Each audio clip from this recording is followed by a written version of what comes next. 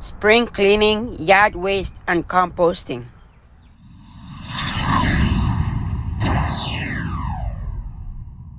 Hello, welcome to 77's Garden, where we talk about gardening, ways to save money, and other special events.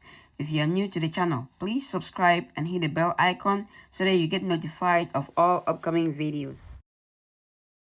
Hello, welcome to the channel. So I'm doing some spring cleaning, yard waste, and composting over here. So it's the beginning of spring. You can see we have a lot of branches and leaves and debris all over.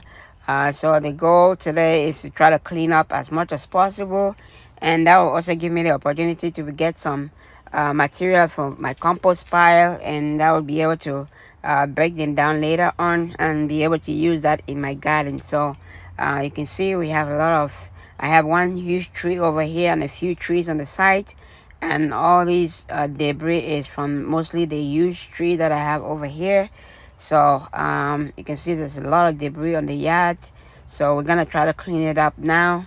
And I got out my favorite spring tools, which is the rake and the wheelbarrow, just cleaning it up and just trying to get as much of the big debris, branches and leaves as much as possible.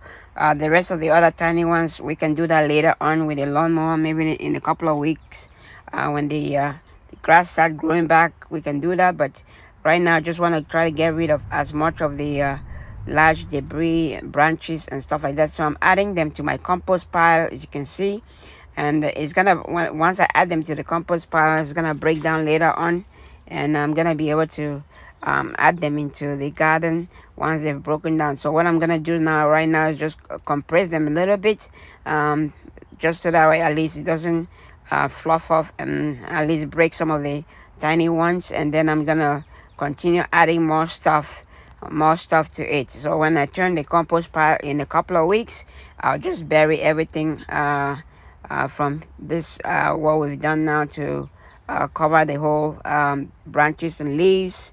And so all the branches and leaves are gonna be buried, and within a couple of months we should be able to use that to feed the garden. I would say probably around end of June or July, would have turned to compost, and I'll be able to add it to the garden.